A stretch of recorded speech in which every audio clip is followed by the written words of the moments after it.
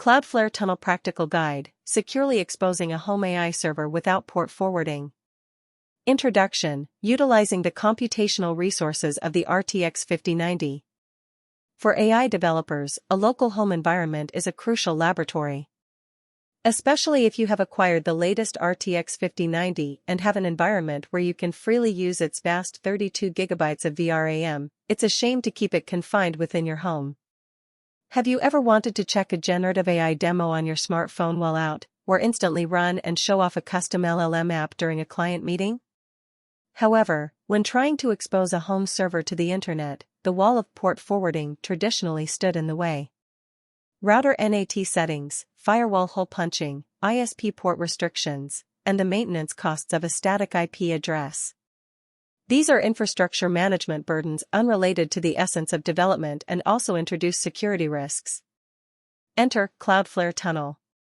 This technology establishes a connection from the inside out, outbound, from your home server to Cloudflare's edge network, creating a tunnel. There is no need to open ports for external access, inbound.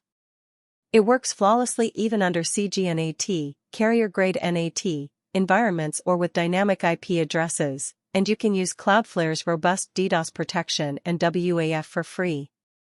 In this article, in addition to the connection procedures, we will explain service persistence using systemd and introducing an authentication foundation using Cloudflare Access. Let's build a secure and practical infrastructure for a home server equipped with an RTX 5090, such as a Windows 11 WSL2 environment. Chapter 1, Architecture and Preparation. The core of Cloudflare Tunnel is a lightweight daemon called Cloudflare running within the server. This establishes an encrypted connection with Cloudflare's global network. When a user accesses your domain, the request is received at Cloudflare's edge and forwarded to your home server through this tunnel. Prerequisites. Custom domain must be DNS managed by Cloudflare. Ensure the name servers are pointed to Cloudflare. Home server, Linux, Ubuntu/Debian recommended, Mac OS, or Windows 11 WSL2, Ubuntu, environment. Cloudflare account, the free plan is sufficient. Installing Cloudflare. First, install the daemon. Here we use an Ubuntu environment as an example. Run the following commands to add the repository and perform the installation. Once the installation is complete, check the version to ensure it was installed correctly. Chapter 2, Authentication and Tunnel Creation. Handling authentication files is the first stumbling block. Especially when working in a headless environment or via SSH, browser authentication linking can fail. Authentication and certificate issuance. Running the following command will display an authentication URL. Open the displayed URL in your browser, log into Cloudflare, select the target domain, and click Authorize. Upon success, a certificate file cert.pem will be generated locally. If you are working on a server connected via SSH and authenticate by opening the URL in your local PC's browser, the certificate might not be automatically transferred to the server side.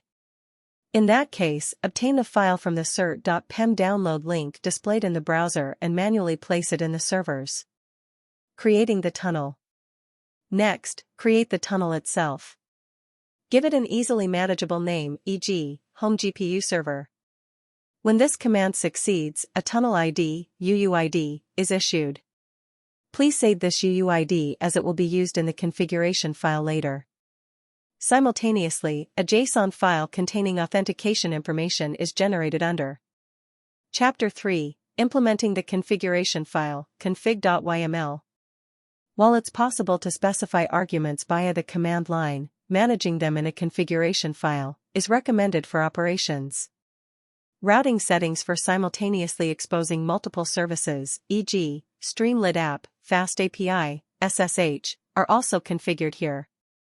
Create and write the following contents. Replace the UUID and username to match your environment. Registering DNS records. Register the hostnames, subdomains, specified in the configuration file to Cloudflare's DNS and link them with the tunnel. Name records will be created. Chapter 4, Service Persistence via systemd, Auto-Start Configuration. While you can start it manually during development, for continuous operation, it is convenient to configure the tunnel and app to automatically start up upon OS boot, with systemd enabled in WSL2 environments. Converting Cloudflare to a service. Cloudflare has a built-in service installation feature. This copies the configuration file to and registers it as a systemd service. If the you created earlier is in your home directory, copy it to the designated location using the following commands. Start the service. Converting the application, Streamlit, to a service. Starting just the tunnel is meaningless if the app inside isn't running. Let's manage Python apps like Streamlit using systemd as well. Below is an example of a service definition file for an app using a virtual environment, built with a package manager like. Create a file named. After creation, have systemd recognize it and start it. Now, just by turning on the server, Cloudflare Tunnel and the AI app will automatically start and be accessible externally. Chapter 5: Secure Access Control via Cloudflare Access. Although port forwarding isn't required, exposing it to the web means anyone can access it. If you don't want others to see the app under development, you can insert an authentication screen using Cloudflare Access, Zero Trust. This is also available on the free tier. 1. Access the Cloudflare Zero Trust dashboard. 2. Select Access-Applications-Add an application. 3. Choose self-hosted and enter the exposed subdomain, e.g., app.example.com. 4. In the policy settings, set conditions to allow access. Rule action, allow. Include emails, your email address. 5. Save and apply. With this, accessing your app will display a login screen provided by Cloudflare. Unless you enter the code sent to the specified email address, packets will not reach the home server at the end of the tunnel. It is more robust than basic authentication and saves the trouble of implementing authentication features within the app itself. Conclusion: streamlining infrastructure management to focus on development. Through the above steps, we were able to expose a home server equipped with the RTX 5090's 32GB VRAM in a secure and stable state. Port forwarding, not required. Static IP, not required.